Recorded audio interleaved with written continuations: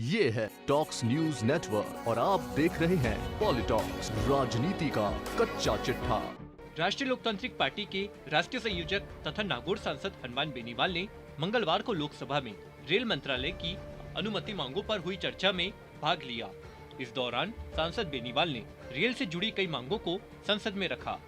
सांसद बेनीवाल ने कहा कि इस वर्ष के बजट में कोई बड़ी सौगात राजस्थान राज्य को नहीं मिली। सांसद बेनीवाल ने रेलवे भर्ती और बेरोजगारों पर हुई लाठीचार्ज को लेकर केंद्र सरकार को जमकर घेरा। साथ ही ट्रेनों में सुरक्षा का मुद्दा भी उठाया। जोधपुर दिल्ली सराय रोहिल्ला ट्रेन का नाम गौरक्षक वीर तेजाजी के नाम पर उठाने की मांग भी उठाई। सांसद बेनीवाल ने कहा कि सराय रोहिल्ला ट्रेन संख्या 22,481, 22,482 का ऋषिकेश तक विस्तार करके इस ट्रेन का नाम गौरक्षक लोक देवता वीर तेजाजी के नाम से किया जाए, जिससे पूरे देश के अंदर एक संदेश जाएगा, किसानों के अंदर जाएगा, गौ भक्तों के अंदर जाएगा और हमारे जैसे जो तेजाजी महाराज के भक्त देश के अंदर, उनके अंदर भी एक मैसेज जाएगा कि देश की सरकार सबको समान रूप से।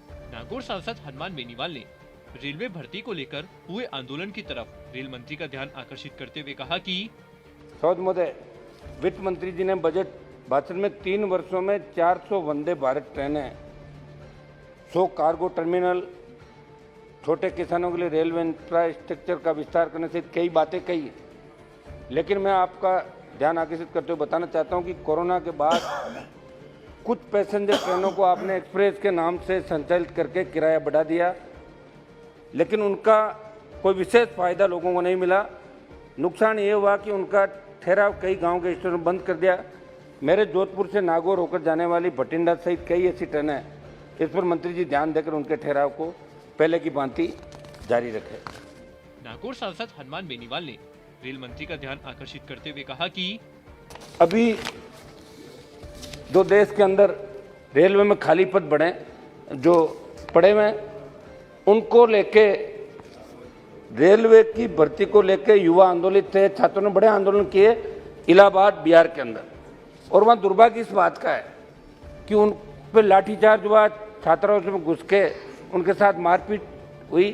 तो ये घटनाएं निश्चित रूप से इस ओर इंगित करती है कि वोट के समय तो नौजवान याद आता है, और जब सरकार बन जाती है उसके बाद बेरोजगारी की समस्या से जूझते हुए रेलवे में अपने हक की मांग कर रहे उन नौजवानों पर जो लाठीचार्ज हुआ, ऐसे प्रकरणों की रेल मंत्री जी आपको जांच करानी चाहिए, क्योंकि रेलवे में भर्ती को लेकर आंदोलित थे। ये मेरा आपको सुझाव है। रेलवे को दिव्यांग फ्रेंडली हर स्टेशन पे बनाया जाए, ये भी मेरी मांग रहेगी। सुरक्षा, सभापति महोदय, सुरक्षा एक बहुत बड़ा सवाल है। ट्रेनों में सांसद मंत्री से लेके आम आदमी यात्रा करता है और सबकी सुरक्षा करना रेलवे का फर्ज है।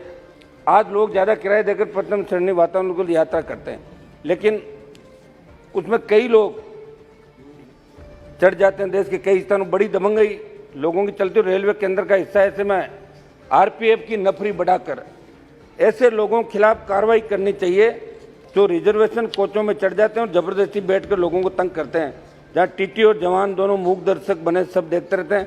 साथ में मांग करूंगा कि हथियारबंद जवानों की संख्या रेलवे में बढ़ाई जाए, साथ ही रेलवे में बढ़ती चोरियों की रोकथाम के लिए एक्शन प्लान बनाया जाए। पॉलिटॉक्स ब्यूरो, जयपुर। ये है टॉक्स न्यूज नेटवर्क और आप देख रहे हैं पॉलिटॉक्स, राजनीति का कच्चा चिट्ठा।